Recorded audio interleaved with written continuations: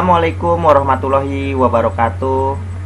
Hari ini kita sampai pada pertemuan ke-9. Kita membahas tentang wewenang dan delegasi. Wewenang mengacu pada hak untuk membuat keputusan tanpa persetujuan dari manajemen jenjang yang lebih tinggi dan menuntut kepatuhan dari pihak lain. Menurut Handoko, wewenang atau authority adalah hak untuk melakukan sesuatu atau memerintahkan orang lain untuk melakukan atau tidak melakukan sesuatu agar tercapainya tujuan tertentu. Jadi, seseorang yang memiliki posisi jabatan kedudukan yang ada di dalam sebuah organisasi, pastilah dia memiliki wewenang, punya tugas, tanggung jawab, dan wewenang. Dan setiap orang yang berada di bawahnya maka harus mematuhi dan mengikuti perintah arahan dari orang tersebut, karena orang tersebut memiliki wewenang untuk memerintahkan orang lain untuk mengerjakan sesuatu, melarang orang lain untuk bertindak karena tidak sesuai dengan prosedural dan pedoman kerja yang ada dalam organisasi perusahaan tersebut. Ada dua pandangan yang saling berlawanan mengenai sumber wewenang. Pertama, teori formal atau pandangan klasik. Pada pandangan wewenang formal menyebutkan bahwa wewenang adalah dianugerahkan. Wewenang ada karena seseorang diberi atau dilimpahi atau diwarisi. Jadi, pada teori formal contohnya adalah apabila seorang manajer departemen tidak berada di tempatnya, maka secara tidak langsung asisten manajer di departemen tersebut yang dilimpahi atau diwarisi wewenang, tugas, tanggung jawab manajer departemen tersebut. Karena dia tidak berada di tempat, maka secara tidak langsung tugas, tanggung jawab, dan wewenang dilimpahi atau diwarisi kepada asisten manajer. Yang kedua adalah teori penerimaan atau acceptance theory of authority, menyanggah pendapat bahwa wewenang dapat dianugerahkan. Salah satu pendukung teori ini adalah Chester I. Bernard. Jadi, teori penerimaan menyanggah bahwa wewenang dapat dilimpahi atau diwarisi. Jadi, setiap posisi memiliki tugas tanggung jawab yang berbeda-beda, punya kewenangan yang berbeda-beda. Jadi, seorang manajer dengan asisten manajer punya tugas tanggung jawab yang berbeda dan punya kewenangan yang berbeda. Jadi pada saat seorang manajer tidak ada di tempat, maka seorang asisten manajer tidak bisa mengambil alih kewenangan dari manajer tersebut karena asisten manajer memiliki kewenangan sendiri yang berbeda dengan manajer departemen tersebut. Jadi pada saat seorang manajer tidak ada berada di tempat, maka segala urusan tanggung jawab kewenangan masih dipegang oleh manajer departemen tersebut dan tidak diwarisi atau dilimpahi kepada asisten manajernya, kecuali manajer tersebut meminta untuk tugas dan tanggung jawabnya diserahkan kepada asisten manajer, dan itu pun asalkan asisten manajer menerima pelimpahan wewenang dari manajer ke asisten manajer. Menurut Chester A. Bernard, seorang akan menerima perintah apabila dipenuhi 4 kondisi. Dia memahami komunikasi, dia percaya bahwa perintah tersebut tidak bertentangan dengan tujuan organisasi, dia yakin bahwa perintah tersebut tidak bertentangan dengan kepentingan pribadinya, dan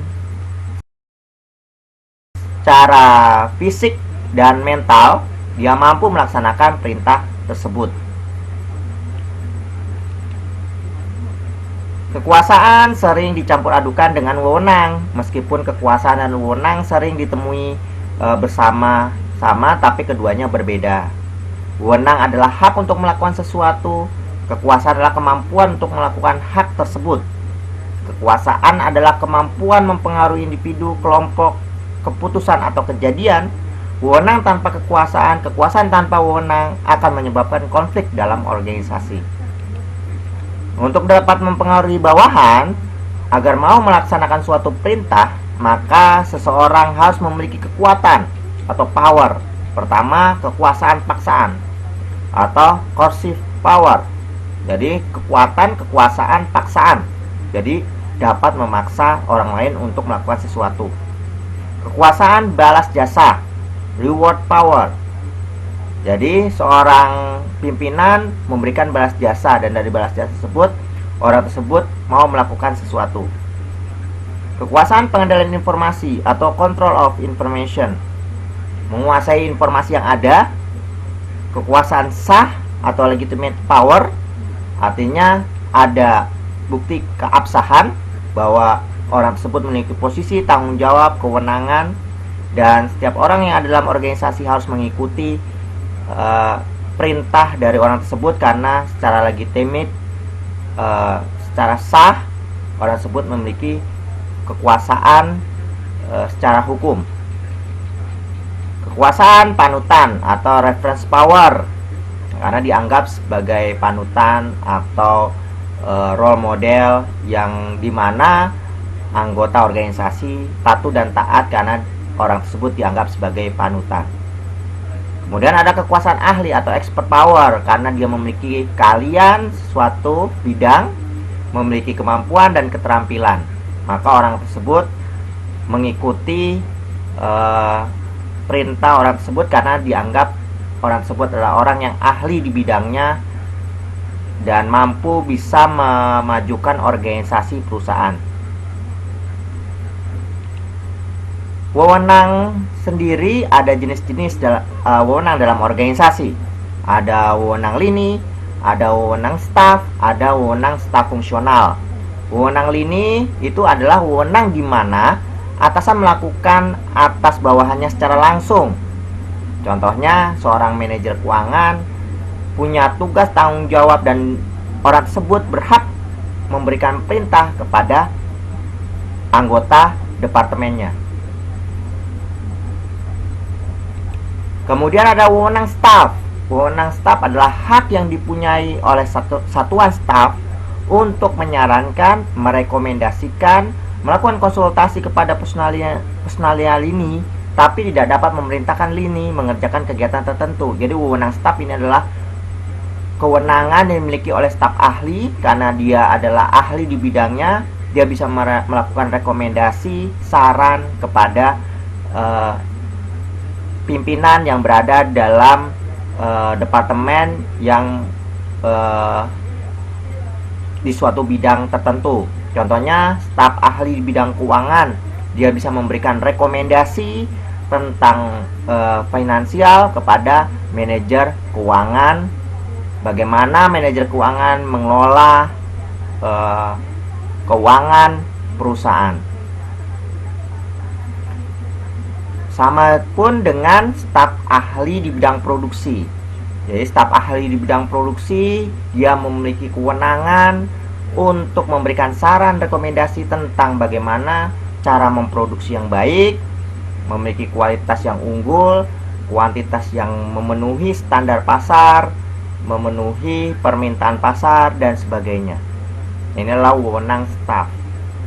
Tapi tetap saja yang berhak memerintahkan adalah manajer dalam departemen tersebut. Jadi staf ahli hanya memberikan rekomendasi dan saran saja. Kemudian ada wewenang staf fungsional, yaitu staf mempunyai hak untuk memerintahkan satuan lini sesuai kegiatan fungsional. Jadi contohnya, seorang spesialis keamanan mempunyai wewenang untuk memerintahkan manajer laboratorium penelitian untuk menutup laboratorium bila gas berbahaya mencapai tingkat tertentu. Jadi menurut staf spesialis keamanan itu akan sangat membahayakan. Oleh karena itu dia berhak memerintahkan manajer laboratorium penelitian untuk menutup lab karena dianggap membahayakan. Nah, ini wewenang staf fungsional sangat berbeda dengan wewenang staf. Wewenang staf fungsional bisa saja memberikan perintah karena dianggap sesuatu hal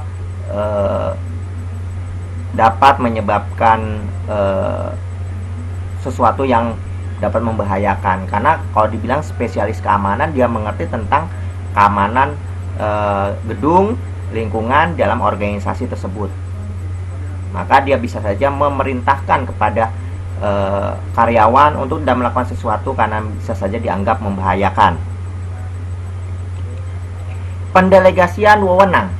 Delegasi wewenang adalah proses di mana para manajer mengalokasikan wewenang ke bawah kepada orang-orang yang melapor kepadanya. Delegasi itu adalah perlimpahan. Jadi ada 4 kegiatan terjadi ketika delegasi dilakukan. Pertama, mendelegasikan itu menetapkan dan memberitahukan tujuan tugas kepada bawahan. Jadi diberitahukan tugasnya apa, dan apabila dia mengerjakan tugas tersebut, tujuannya untuk apa dia mengerjakan tugas tersebut, manfaat, tujuan untuk organisasi perusahaan. Jadi nanti pada saat karyawan mengerjakan pekerjaan yang didelegasikan kepadanya, maka dia benar-benar bertanggung jawab untuk menyelesaikan pekerjaan tersebut. Pendelegasian melimpahkan wewenang yang diperlukan untuk mencapai tujuan atau tugas. Penerimaan delegasi baik implisit maupun eksplisit menimbulkan kewajiban dan tanggung jawab. Jadi pada saat seorang pimpinan mendelegasikan tugasnya kepada bawahannya, maka itu akan menimbulkan kewajiban dan tanggung jawab yang dilimpahkan kepada bawahannya. Pendelegasian menerima pertanggungjawaban bawahan untuk hasil-hasil yang dicapai. Jadi pada saat pendelegasian, nanti bawahan yang menerima delegasi, dia akan memberikan hasil-hasil yang sudah dicapainya dengan memberikan laporan kepada pimpinannya tentang hasil yang sudah dicapai, hasil yang belum tercapai, dan seterusnya. Itu disebut dengan akuntabilitas atau pelaporan akan pengerjaan yang sudah, yang belum, atau yang tertunda dalam pengerjaannya. Alasan-alasan pendelegasian. Pendelegasian memungkinkan manajer dapat mencapai lebih bila mereka menangani setiap tugas sendiri. Jadi kalau misalkan manajer mengerjakan pekerjaannya sendiri, maka tidak semua pekerjaan akan terselesaikan. Karena dia memiliki anak buah, anggota organisasi, maka pekerjaan-pekerjaan tersebut akan dilimpahkan atau diberikan kepada anak buahnya. Dan dengan diberikannya pekerjaan tersebut kepada anak buahnya, maka semua pekerjaan manajer bisa semuanya selesai.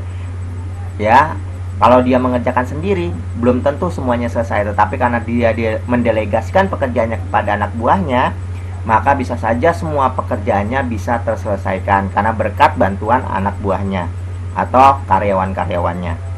Delegasi wewenang dari atasan ke bawahan merupakan proses yang diperlukan agar organisasi dapat berfungsi lebih efisien. Jadi, kalau seorang manajer menangani sendiri, pasti dia tidak efisien dalam pengerjaan. Pasti dia akan membutuhkan waktu yang cukup besar. Dan dengan waktu yang cukup besar dalam penanganan pekerjaannya akan membutuhkan biaya yang cukup besar. Tetapi karena dia memiliki anak buah dalam sebuah organisasi, dalam sebuah departemen, maka akan lebih efisien, akan lebih hemat waktu, dan akan lebih hemat biaya dalam pengerjaan. Delegasi juga memungkinkan manajer memusatkan tenaganya pada tugas-tugas yang prioritasnya lebih penting. Jadi ada beberapa pekerjaan yang dianggap penting dan dianggap kurang. Nah, pekerjaan-pekerjaan penting akan dipegang oleh manajer, sedangkan pekerjaan-pekerjaan yang kurang begitu penting akan dipegang oleh anak buahnya. Jadi nanti akhirnya semua pekerjaan bisa terselesaikan, baik itu pekerjaan-pekerjaan yang prioritasnya penting, yang memerlukan pusat konsentrasi yang tinggi dalam pengerjaan akan selesai, dan pekerjaan-pekerjaan yang memerlukan konsentrasi yang cukup tinggi akan selesai, dan pekerjaan-pekerjaan lainnya pun bisa terselesaikan. Delegasi memungkinkan bawahan untuk tumbuh dan berkembang, bahkan dapat digunakan sebagai alat untuk belajar dari kesalahan. Jadi, dengan mendelegasikan pekerjaan-pekerjaan kepada karyawan-karyawannya, kepada anak buahnya, maka karyawan-karyawan tersebut bisa mengerjakan semua pekerjaan seorang manajer dan sebagai alat belajar untuk mengerjakan semua pekerjaan yang dihandle oleh pimpinannya. Jadi pada saat nanti pimpinannya sudah tidak bisa memimpin lagi dalam sebuah departemen, maka karyawan-karyawan bisa menggantikannya karena dia mengerti tentang pekerjaan-pekerjaan dari leader atau pimpinan atau manajer departemen tersebut. Jadi bisa saja seorang manajer akan merekomendasi anak buahnya yang dianggap sebagai kompatibel, ahli dan mengerti tentang pekerjaan-pekerjaannya akan direkomendasikan menjadi pengganti dia pada saat di masa yang akan datang. Alasan atau latar belakang mengapa pendelegasian wewenang dilakukan.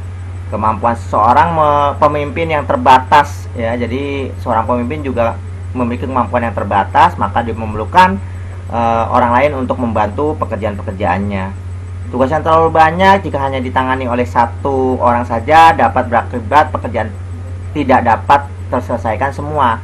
Tapi dengan adanya delegasi, semua dapat terselesaikan secara cepat dan efektif dan efisien. Dan apabila pekerjaannya dikerjakan sendiri, akan terlalu lama dan beresiko hilangnya kesempatan melakukan pekerjaan penting. Perkembangan perusahaan dapat terhambat, timbulnya kekecewaan pada pelanggan, biaya-biaya yang relatif tinggi, hasil pekerjaan yang relatif sedikit terselesaikan. Prinsip-prinsip pendelegasian ada prinsip skalar, ada prinsip kesatuan perintah, tanggung jawab wewenang, dan akuntabilitas. Apa yang dimaksud dengan prinsip skalar? Prinsip skalar itu adalah prinsip Prinsip skalar ini adalah proses pendelegasian yang dibilang garis wewenang yang jelas. Jadi memiliki garis wewenang yang jelas, mengalir tingkat demi tingkat dari tingkatan organisasi yang paling atas ke tingkatan yang paling bawah. Jadi yang namanya prinsip skalar itu adalah rantai perintah. Jadi kalau dibilang rantai, dalam struktur organisasi memiliki rantai, ya, dari pimpinan puncak, top manager, middle manager, lower manager, karyawan operasional. Jadi direktur, kemudian manajer departemen, kemudian supervisor di bawahnya, kemudian supervisor akan memberikan perintah kepada karyawan-karyawan operasional. Ya, jadi itu disebut dengan rantai perintah atau prinsip skalar. Skalar itu adalah rantai, ya, garis wewenang. Contohnya Contohnya misalkan seorang jenderal angkatan darat dia berhak memberikan perintah kepada kolonel memberikan perintah kepada letnan kolonel, dan pada saat itu tidak ada mayor, maka tembus ke letnan tembus ke pada saat itu tidak ada kapten, tembus ke letnan ke sersan, dan seterusnya. Itu disebut dengan rantai perintah atau prinsip skalar. Ada prinsip kesatuan perintah. Prinsip kesatuan perintah hanya satu perintah. Apa yang dimaksud dengan hanya satu perintah? Artinya seorang manajer departemen itu hanya berhak memberikan perintah kepada karyawan-karyawan di departemennya. Contohnya departemen keuangan. Maka seorang manajer departemen keuangan hanya berhak memberikan perintah kepada karyawan-karyawan di bagian keuangan, dan karyawan-karyawan di bagian keuangan hanya berhak mematuhi perintah dari manajer keuangan. Itu disebut dengan satu perintah, prinsip kesatuan perintah. Tidak boleh jenderal polisi memerintahkan prajurit angkatan darat. Itu tidak boleh, karena beda. Kepolisian dan TNI itu berbeda. Maka itu semua satu perintah, ya. Jadi ada kesatuan perintah. Jadi jenderal polisi itu hanya berhak memberikan perintah kepada anggota-anggota kepolisiannya. Sedangkan jenderal TNI hanya berhak memberikan perintah kepada anggota-anggota kesatuan TNI-nya. Nah, itu disebut dengan kesatuan perintah. Sama dengan apabila manajer keuangan itu hanya berhak memberikan satu perintah kepada karyawan-karyawan bagian keuangan, dan bagian keuangan hanya berhak menerima perintah dari manajer keuangan, tidak dari manajer lainnya. Kemudian ada tanggung jawab, wewenang, dan akuntabilitas.